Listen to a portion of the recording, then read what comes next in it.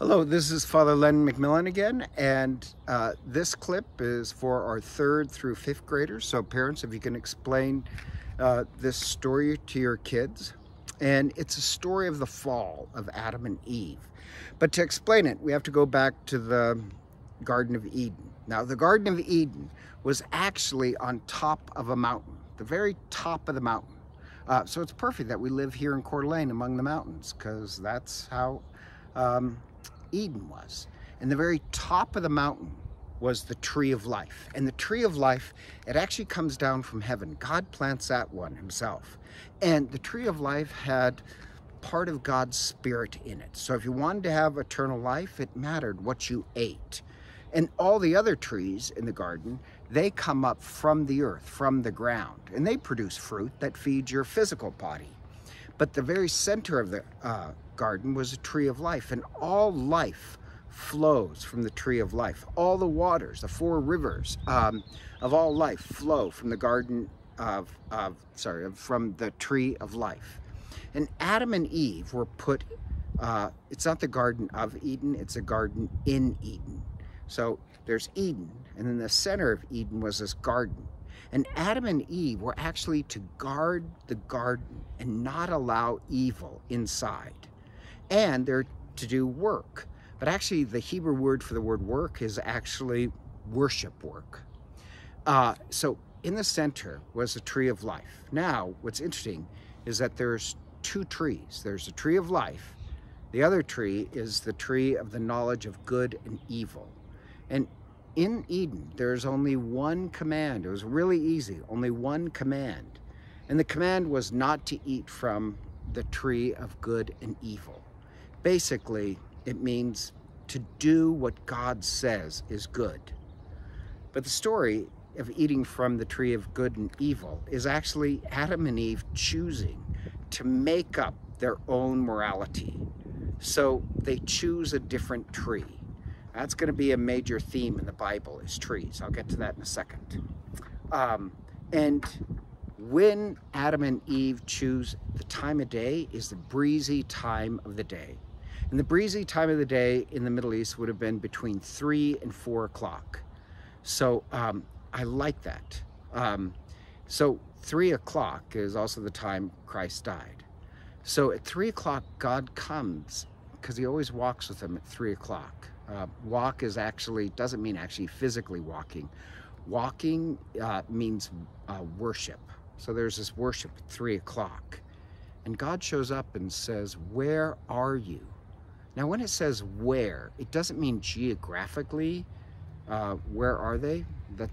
There's 2 Hebrew words. One means geographically, where are you? Like, I don't know where you are. And the other where means psychologically, where are you? Like, we're not connected. We're not connected morally. So the story is Adam and Eve were not kicked out of the Garden of Eden. What happens is that they reject God and they reject paradise. The Garden of Eden was a place of shalom.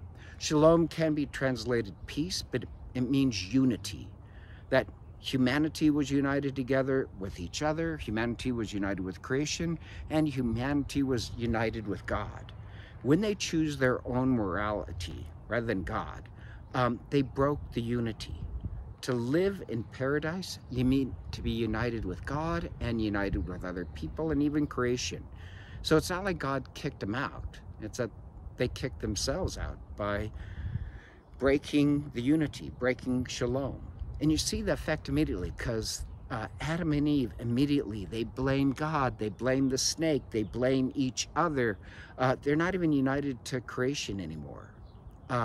So that's the fall. Now, I just want to go back to the tree, because I love the image of tree. Tree is the 3rd most common symbol in the Bible. And what you notice in the Bible, constantly, you can open the Bible to any page in the Bible, and it will mention a tree. And that's why I'm filming out here, is because we have trees. But the odd part is, if you notice in the Bible, every time a character gets near a tree, they make either a vow to God or a vow against God. So trees are a symbol of making a vow to God. So the most important tree in the Bible is actually the cross. And the Hebrew would be the same word. And so just like in Catholic churches, there's one tree, one cross that's allowed. We gather by the one cross, one tree, Christ on the cross, and we make this vow towards God.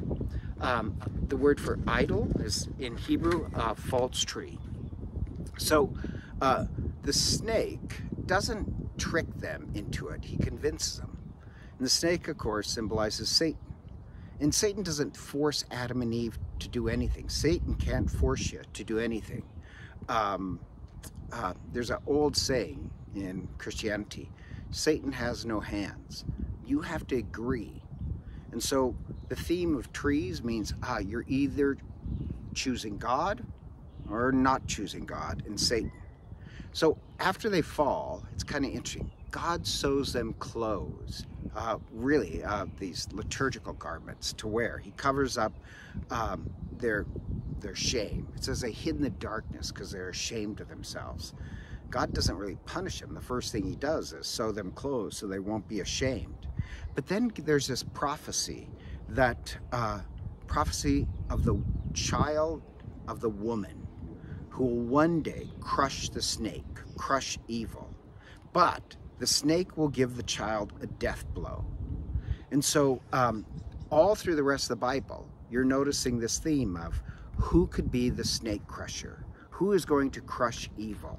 And so for the rest of the Bible, every character you kind of think, oh my, could this be the snake crusher? Well, it does turn out to be Christ. But the rest of the Bible, I'll be mentioning, oh, like Noah, could Noah be the snake crusher? He's so good, but no, he ends up sinning. King David could be the snake crusher. No, he sinned too. And Christ is the child of the woman who will destroy evil, and evil will give him a death blow. He'll die on the cross. But Christ is God. He will be resurrected. And the other thing I want to explain to your kids is also, I love this, is that all of life is making one of two choices. You're either for God or against it. The last thing is, I love the 3 o'clock. So what time did Christ die on the cross? 3 o'clock. 3 o'clock because God and mankind are one again through Christ. So children, hopefully parents, you can explain this story to your kids about the fall. I just always really dislike it when people say, oh, God kicked Adam and Eve out of paradise. No, we chose a different morality. And all life is choosing a morality that gets you back into the garden or keeps you in the wilderness. God bless, and we'll cover another story next week.